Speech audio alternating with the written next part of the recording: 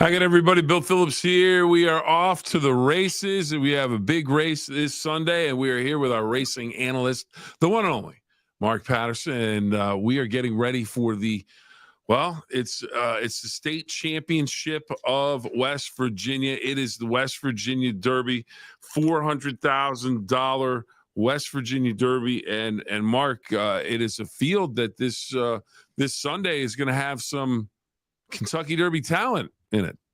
Yeah, Billy, I am really fond of this race because, in a sense, I made my bones on this race. It is inextricably linked with my legacy, I think, as a racing official and as a television analyst. My first experience doing horse racing on TV, I was nervous, I was scared, never even give a speech in school, and I'm recruited to go on ESPN, the worldwide leader, and do the West Virginia Derby, I think, in 1998.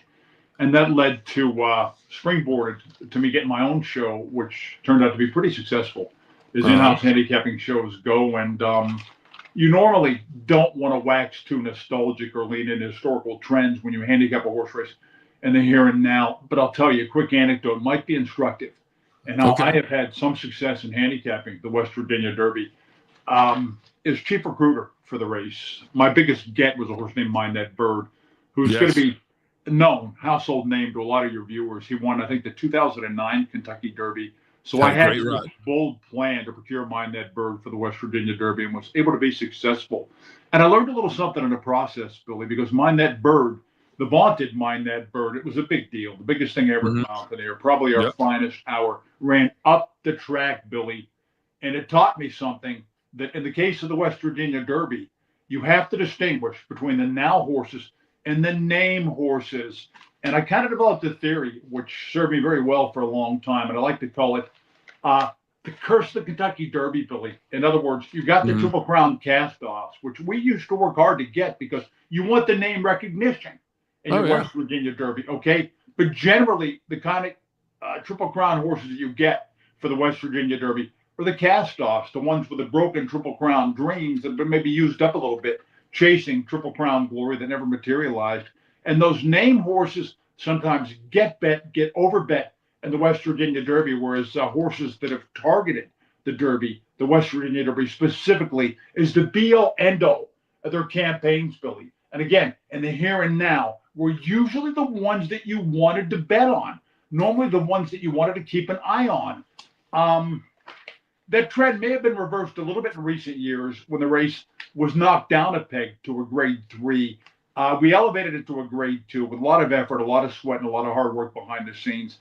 And then for whatever reason, the Graded Stakes Committee, which has never been too fond of Mountaineer to begin with, has never given the racetrack its proper due or its props, knocked it down to a grade 3. And paradoxically enough, Billy, the reverse trend has been the last couple of years for anybody that competed in the Kentucky Derby, however far they ran up the racetrack or chased any kind of Triple Crown glory, to maybe outclass the competition in the West Virginia Derby. I don't want to overcomplicate this for your viewers. And again, generally, you want to just totally slap any nostalgic reminiscences or respect for a horse race right out of your mind when you sit in here and now and you handicap it.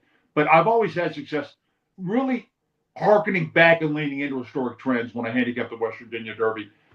They have their name horse this year.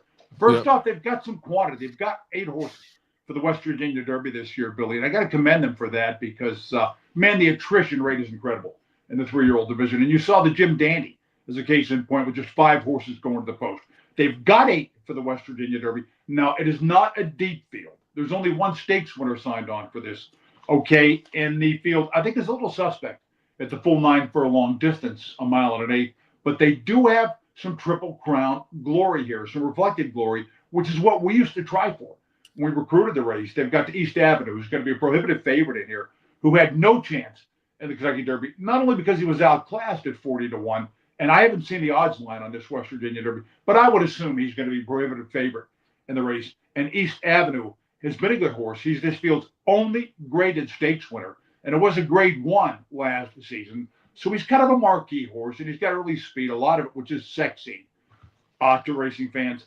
And East Avenue actually won last time a grade 3 at Churchill Downs. So he is maybe the name horse and the now horse in a sense, East Avenue.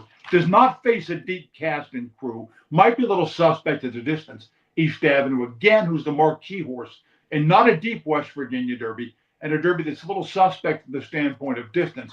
But he is a Grade 1 winner. He's got the sexy early speed. But nothing is simple in horse racing, Billy, because East Avenue's last race it was a victory, but resulted in what is termed in racing parlance as a perfect trip, a perfect setup. He's a speed horse who got an easy lead. There was a total absence of early competition for East Avenue, and he worked really hard to win as a favorite to East Avenue. And to kind of add a little bit to the doubt that this horse's history might engender, East Avenue has not run since June the 8th. And again, leading into historic trends in handicapping the West Virginia Derby, almost every Derby winner that I can remember had been to the post within the last 5 weeks or so. So I would say the 8 weeks or so is a little bit of a stretch when it comes to East Avenue, but he is the marquee horse. He's the one to beat. And if he gallivants out there to the lead, and there's not a lot of other speed in this race, then it may be as simple as him just going gate to wire, just a routine night at the office, so to speak. But from the pace setup, and I'm going to just dive a little deeper in how this race might unfold very quickly here. You got a horse named Gone Boy from the inside. There's going to be the local hopeful. He's going to be the Hail Mary Mountaineer horse in the race. And I've seen so many seasons that found a local horse who was totally outclassed, but a horse that did possess a smart turn of early speed with connections so eager to make an impact on the big night and get their moment in the sun that the horse would be sent like crazy to go out there and try and get the lead. And I think Gone Boy, who's got not a ghost of a chance to be around at the finish, could play the role of spoiler, so to speak, and go out there and make the one-dimensional front-running East Avenue work very hard to set the pace, in which case East Avenue, who again might be a tiny bit suspect at the full 9 furlong distance, and had things his way, so to speak, last time when he won a graded stakes at Churchill Downs, he could be vulnerable if Gone Boy does step up and play the role of early antagonist there, Billy, which would bring some other horses into play. You've got four contenders here, Billy. Mark, let me ask you this one. I'm looking at a quote. Yeah. Loveberry with Trunk of Gold. Yeah. And we know Trunk of Gold because that's one of those names that it's a good name because you remember it. And ran in the Derby. Sure. Training wise, he's been doing really well. Not trying to campaign him super hard. A lot of good 3-year-olds trying to avoid heavy hitters on the East Coast. No complaints, no concerns right now. Confident he's going to race where he needs to be. As you decipher that, as for a football coach, that's a lot of coach speak. So in trainer speak or in horseman speak, what is he saying there? It comes off to me like, we know we're a decent horse, but if we get in with some really stiff competition, maybe we don't have the horse to make it happen. Is kind of what I'm reading between the lines. Am I off my base there, or am I kind of following what he's saying? Well, the first thing I'd recommend, Billy, is since no trainer is going to say much negative or anything negative about their big horse approaching a big day, I totally tune them out, Billy. Yeah. I totally tune out trainers speak because they have little incentive to tell you, and I've got intense respect for Ethan West. Please do not mistake me. One thing this race is noticeably lacking in is star power from the trainer standpoint. You don't have Asmussen, who's won the race 6 times on hand. You don't have a Todd Pletcher. You don't have the silver-haired one of Bob Baffert. That doesn't matter because you've got some really competent conditioners in this race. Ethan West is one of them. But I totally tune out what they say, Billy, because they have got no incentive to tell you the truth. And they have to be upbeat, Billy. It's what they do for a living, for their clients, for the horses repping, for a lot of different reasons. As far as Chunk of Gold goes, Chunk of Gold is one of 4 contenders in this race. You've got East Avenue, the formidable, near certain prohibitive public favorite East Avenue, likely to set the pace. You have got Chunk of Gold, and keep in mind, only one stakes winner signed on for this East Avenue. You've got Chunk of Gold, who was second in the Ohio Derby, which is a grade 3, and on a class par with the West Virginia Derby. I would hasten to say that the Chunk of Gold, and this characterizes most of this field, Billy, tends to lose ground in the late stages of his races. So he's going to need a really good trip, maybe well positioned behind what could be a very competitive pace. Hopefully, he needs that up front Chunk of Gold. He needs Gone Boy to go out there and confront East Avenue. Now they've added the hood to Chunk of Gold, Billy. Now with some conditioners, that is very purposeful and meaningful. Sometimes they're throwing spaghetti because they don't like what a horse has done in the absence of the blinkers. It's meant to intensify a horse's early speed, to get a horse on point and on focus early. I'm not sure it's a real positive sign to change this horse's equipment off a second place finish in a recent race. I will say, to break it down just a little bit more and then move on from Chunk of Gold, I don't think that was a strong running of the Ohio Derby because Moplex, who won it, came back. And I know he got crushed under the wheels of the mighty Sovereignty. But given the race shape and the recent Jim Dandy and the soft lead that he had, I thought he turned into a disappointing effort, did Moplex. It was a weak running of the Ohio Derby. And Chunk of Gold actually has not won since his career debut. And that was going a shorter 6 furlong distance. So he's got a chance here, Billy, but no more than a quarter of a chance from me. And who's your fourth horse? You know what, Billy? And a couple of other contenders, and I think 2 of them stand a much better chance than Chunk of Gold. One of them is McAfee. McAfee faded a little bit late in the Ohio Derby, but that was after a crackerjack effort to run a career top speed thing in the Peter Pan at Belmont and Aqueduct. Did McAfee. He had a troubled trip there and ran really well, did McAfee. I think he could get a really good voyage here, and this is an effective running style at Mountaineer, to perch just behind the leaders, hope the lead is contested, and then move in a timely manner, lower turn. That is the time-honored quarter pole pounce at Mountaineer. It tends to be very effective. I also like the way McAfee's been working out because he's not normally a good trial horse in the morning. So some horses go out and work a hole in the wind. It's meaningless, Billy, because they do that by nature. Yeah. But in McAfee's case, he's never been a willing workhorse. But if you check out his drills, a Bullet Best of 33 at Churchill Downs, a 46-3, a severed drill from that, which is really quick for a half mile. I think McAfee is totally on tilt for this. And his conditioner, Richard Dutrow, is a horseman's horseman, is Richard Dutrow. So again, you don't have the sexy big name trainers for this race, but you do have people that are well known in the industry as beyond competent that have made their bones. A horse that I want to mention, Billy, that's got to be mentioned, and I'm tempted to pick him on top, is Brother Kenny, who's going to be a long shot in this race. Brother Kenny, William Morey, the trainer there, is a guy that knows the ropes at Mountaineer. He used to come in and win allowance races on a more modest scale at the Mountain a couple of years back. So he knows what it takes to win here. He knows the lay of the land, and he knows the intricacies of the med rules at Mountaineer. Now, it should be noted, Mountaineer is not under the federal umbrella of HISA or a Highwoo. I don't want to overcomplicate things, Billy, but a lot of these horses have not been running on bleeder meds, at least not consistently, because Lasix, the time-honored bleeder meds, which definitely help thoroughbred performance, are not permitted at a lot of racetracks in any kind of stakes races. It is permitted at Mountaineer, and some of these horses will be flocking here because of technicalities and glitches in the med rules. And there's nothing that's not above board about that. There's nothing illegal or underhanded about it. But when you take a Brother Kenny, Billy, he woke up in a big way last time as a 60-1 bomb to run huge in the Indiana Derby, which I think is similar in quality to what he's going to face in here. So the question becomes, since that was such an exponential forward leap in performance for Brother Kenny, was it for real or is he going to regress? Normally when a horse improves too much from start to start, they almost always have to do what's called the bounce in industry terms and regress next time. But I'm going to tell you, the performance was for real because he tried to close from the back against a front-running Todd Pletcher winner who definitely had the grain of the Indy surface that day in his favor, because I pulled up the charts and early speed could not lose on July the 5th when Brother Kenny closed manfully against the grain of the racetrack, so to speak, and then Indy Derby. And Indy horses, although it's not the classiest outpost, have a sneaky way of running big at Mountaineer. And Brother Kenny, I think, might be the stamina horse in this race. Yeah, Brother Kenny's going to start from the 6 post, so he's going to start from the 6. So let me ask you this, Mark. You know, we're talking about, you know, people. I think everybody wants every race to be great horses and the whole thing. Yeah. So we're talking about some of the horses that ran in the Kentucky Derby, some horses that are trying to be that up and coming horse.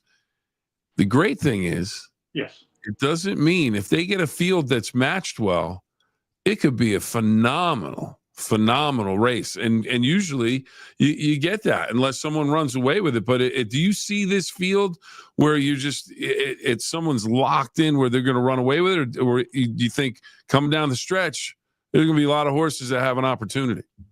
Well, Billy, I'd be a hypocrite to criticize this field because there were years when I recruited the West Virginia Derby when I simply knew we weren't going to get a big name horse. We weren't going to get somebody who ran second in the Kentucky Derby, somebody that ran second in the Preakness Stakes, or something like that. So, you know what, Billy? To recruit the West Virginia Derby is kind of like to be at a high school dance, and some poor dude with his carnation on is going to ask the hottest girl that he thinks will dance with him to dance. So you had to stay in your lane when you recruited the West Virginia Derby and get the best horses you could hope for, Billy. And they haven't done a bad job of that this year. To be really seriously, Billy. And to be honest about it, I look at it and I put my analyst hat on and I objectively critique the field. And I see a compelling horse race. It may not be the classiest field in the history of Greatest Stakes. That doesn't mean that some of these horses can't go on to do things that are significant and meaningful in the industry. You just never know. And again, I look at it, I see a compelling horse race. And the first question, Billy, when you handicap a horse race, really seriously, and you put the grandeur, the glitz, the pomp, the circumstance aside, and you get me shut up about historical trends or waxing nostalgic about the crowning jewel of my career when I recruited Kentucky Derby winning Mind That Bird for the West Virginia Derby, which I could write a book about, but that's not the topic. And you get down to brass tacks, the first question, Billy, is the chalk beatable in a race? Is the chalk vulnerable? You got to classify the favorite. Is the favorite legitimate? Is the favorite outright strong? Is the favorite vulnerable? Is the favorite false? In this case, I would classify East Avenue as a not illegitimate, but perhaps beatable favorite, again, because of the fact that he's been away a little bit longer than I like to see for West Virginia Derby participant, because he had everything his own way last time in Victory Churchill Downs. In other words, that translated to an easy lead. That may not happen in this race. And he could be just a little bit suspect at the distance. So if you want to try and poke holes in the certain post-time favorite here, I think the race opens up and maybe becomes a little bit more compelling. But if he wins it, don't come to me and complain, because he's the only stakes winner in the field. He's the marquee horse. And in the sense of his most recent race, although again, I come back to that troublesome 8-week interim since his last one here, 2 months away. He may not only be the name horse, but he might be the now horse, Billy. All right. Well, we've got a couple more questions for you, Mark, as we break down the West Virginia Derby, which, of course, is this weekend. This Sunday, it's 400,000 Grade 3 West Virginia Derby. August 3rd, Sunday at Mountaineer Casino Resort and Races, the 2025 West Virginia Derby. 1 1/8 miles will be the 55th in history. But not only, Mark, do we have that? We also have the $200,000 West Virginia baby. Governor's Stakes. And I'm glad you pulled that in, Billy. That's great. I know you love that race as well. And what do you see in that race? I mean, I think people don't realize there's a couple of huge races, and then I'm going to ask you about, just if you go to Mountaineer, if you go to the racetrack, the sun starts going down. And it filters out the light, makes it real pretty with those horses running down the stretch. It's a great atmosphere on Sunday. Yeah, Billy, it's commonly known that I don't work at Mountaineer anymore. I'm on to the next phase of my professional career. But you know what? On muscle memory, I had to give him a plug for this running, the Governor's, which was a great stakes. It's been knocked down to a list. It didn't matter, because the Governor's, and this is a poorly kept secret of Mountaineer, is almost always a better race than the West Virginia Derby. And that's a very good thing. Because you know what? It's tough to stage a high-quality 3-year-old race at this time of year, because there's such a glut of competing 3-year-old stakes. But you kind of have a good lane for the Governor's, and the Governor's is almost always a better horse race. And this is a great case in point, man. They got a full field. They have a well-accomplished field. And you know what? The marquee horse, the big star on this West Virginia Derby card, is not going to run in the big one itself. But it is definitely going to be Hit Show, who is part of this running of the Governor's Hit Show after winning last year's Governor. So he's a legacy horse. He's back to defend his title. You've got the sex appeal in his conditioner, Brad Cox, who I think has won the last 4 horses he sent postward to Mountaineer over the course of the last couple of years. So it's important that Hit Show likes the Mountaineer, likes the Mountain Water. He won this race here last year. Brad Cox knows the ropes here and psychologically sends good horses here when they're at their very best. And Hit Show, when you want to talk about public appeal, Hit Show, after he won last year as governor, would go on to take 4 subsequent stakes, including the vaunted richest horse race in the world, or I think it's darn near the richest horse race in the world, the Dubai World Cup. And a huge tote busting price. And the purse on that is $12 million, Billy. Hit Show. Now, Hit Show, I don't know if he's the same horse or not. He's only run once since then, after being freshened up. It normally has a depleting effect on horses to go over and run in Dubai. When they come back stateside, it takes a while to come back with themselves. But his tune-up, so to speak, for this, and I'm sure they had higher aspirations when they came back stateside with Hit Show, but he was so far up the track in the high-class Grade 1 Stephen Foster that they're going to come back and try to get him back on a winning roll, try to see the ball go through the net again, and get his confidence back, Hit Show. And he really didn't have the pace his way in that Grade 1 Stephen Foster. I would not have expected his best effort. First start back off the plane in America. And we look at the likes of Mindframe and Sierra Leone of Triple Crown fame last year, who won last year's Breeders' Cup Classic. And there was nothing but high quality in Hit Show's last race. I don't think the pace did a lot to help him out either. Hit Show is not a one-dimensional stone cold closer. He's got some turn speed. But Hit Show's horse that likes a little bit of help up front. Did not get it last time. Gets class relief here and maybe a better race flow. But the point that I want to underscore, Billy, he's the sexy horse on this card. Yeah, I think I figured out why Hit Show didn't run well when he came back. It's basically he's carrying all that money. It was just waiting out. He's worn out. He had the saddlebags on him, and they had all the gold coins and everything in there. It's, all of a sudden they get the jockey gets on the scale. Like, oh, the jockey's okay. Well, let's see about the saddle. Oh, wait, the saddlebags have $12 million in them. And you know what? Or whatever the cut is. He's not a cinch either. This is a deep, high-quality field in the Governor Stakes. So I would take a particular look at the one horse, not this boy. But I think maybe we did a deep enough dive into the underfeature there, which is actually the best race on the card. And it was that way when I worked there for a long time. Well, here's my big question for you. Yeah. I know you love Mountaineer. I know you love Mountaineer Nation. And my question is, I want you to put into words you have Kentucky Derby horses that are going to be racing. Yes. That Mountaineer, it's kind of a twilight race. Sun's going to be.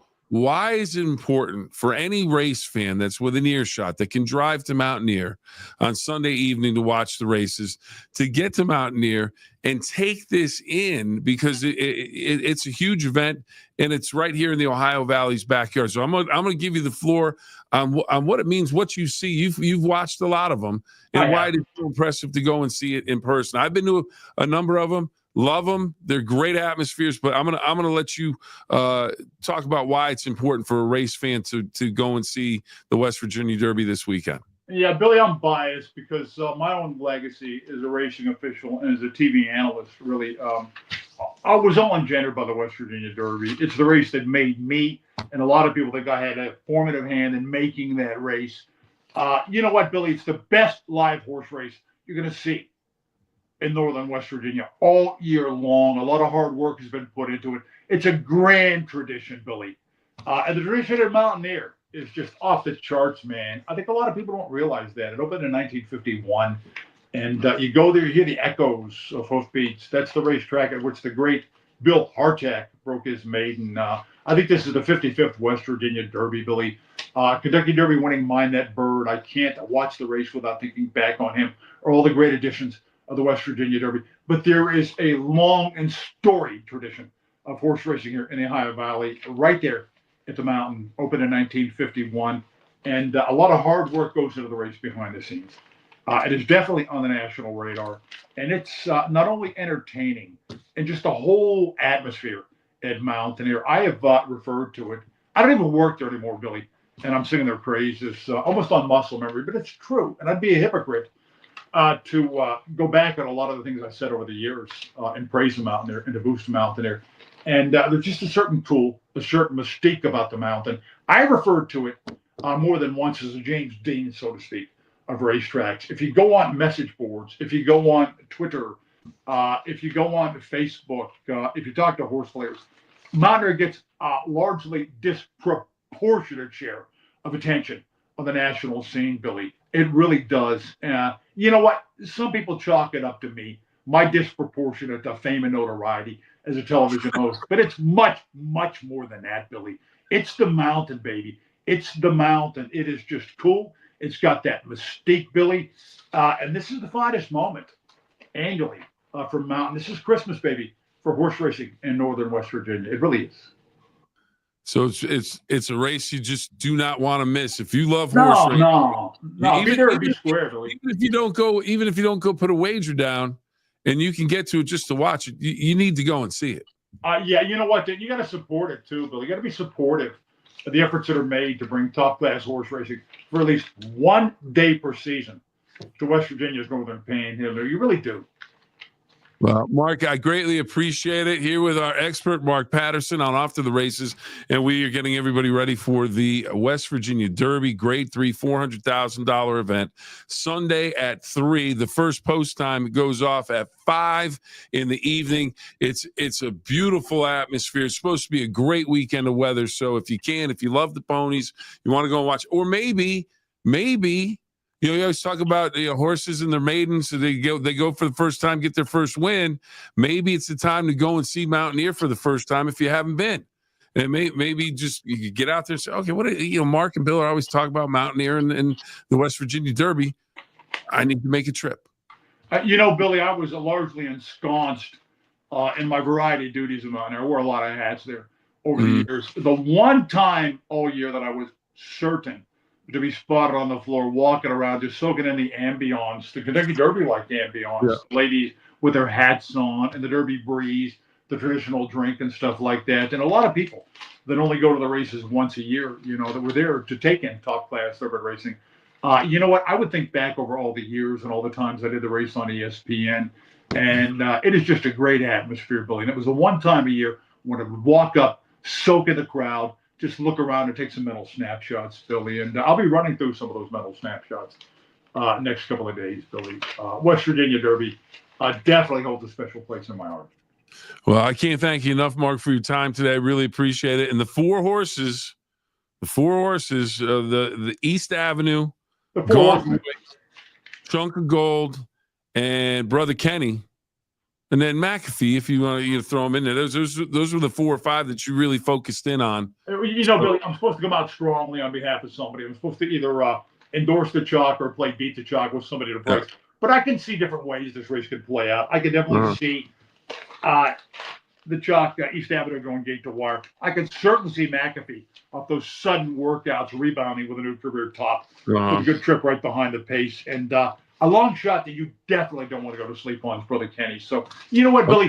When you handicap races professionally and you bet seriously for profit, which I do, it's not necessarily a matter of picking winners. It's conjuring up varying scenarios in your head and maybe rating the likelihood that those scenarios are going to play out and what the potential reward is in betting into one of those scenarios. It is really not a matter of picking winners, Billy. So when I look at this race, not the classiest field I've ever seen, but it is a compelling race. And I don't necessarily see a horse I want to endorse as a winner, but I see scenarios. I know it sounds a little bit like a cop-out, but I hope your viewers find that instructive, Billy. And absolutely. And I want to mention this again, Mark. You can be found on X. And what's your handle on X again? Patterson Picks One. Patterson Picks One. And I will soon launch my own subscription service with my own commentary, Billy. And I'm going to stay in my lane and do Mountaineer and probably Mahoning, which I'm also intimately familiar with. And man alive, since my exit from Mountaineer, there's been such an outpouring of support and demand from racing fans nationwide, worldwide, that I keep doing what I do some way, somehow. So, you know what? Right now, that's the plan. But, you can get with me for now on Patterson Picks One with the number 1. I'm following the big man. I'm following Mark right now. I'm looking at your page right now. I'm following you, and I'm looking forward to. Wait a minute, here we go. It's taping West Virginia Derby video cast tomorrow, which is today. You were previewing it already, but again, it's at Patterson Picks One. It's PatterSonPicks, and the numeral 1. So make sure Yeah, you check I it out. definitely plugged it, Billy, because you've been pumping me, baby, for a couple of Uh-huh. years. So of course I'm going to pump you. You're the No, legend, Billy. Of hey, course I'm going to pump you in the 9. and you know what? Here's the deal. We're just having fun. We're following the 2 rules.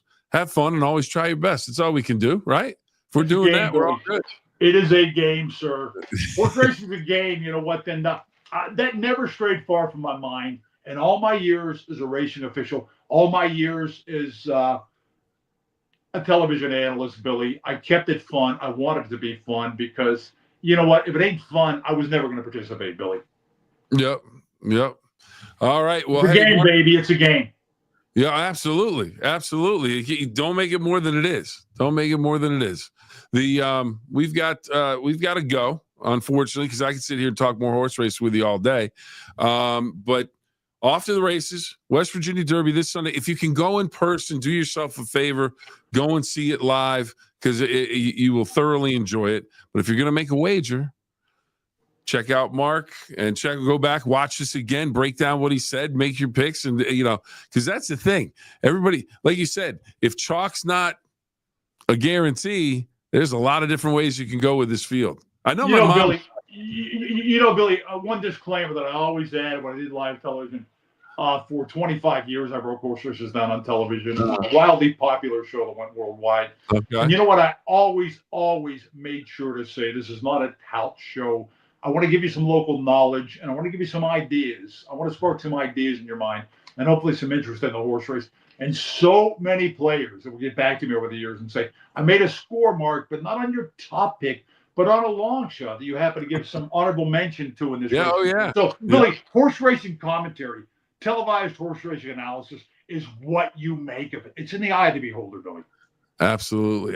Well, the eye of the beholder here says thank you, because you are breaking it down better than anybody. We greatly appreciate it. Mark Patterson, everybody, again, at Patterson Picks 1 on X. He is an outstanding race analyst, and he's a great guy, too. So you got all that going for you. It's off to the races. West Virginia Derby, Sunday. First post time is at 5 o'clock. And remember, you also have the Governor's Cup being run, or Governor's Stakes, I should say, the West Virginia Governor's Stake. And you have Hit Show, which... Hit Show, who won the Dubai World Cup, the richest horse race in the world, Billy.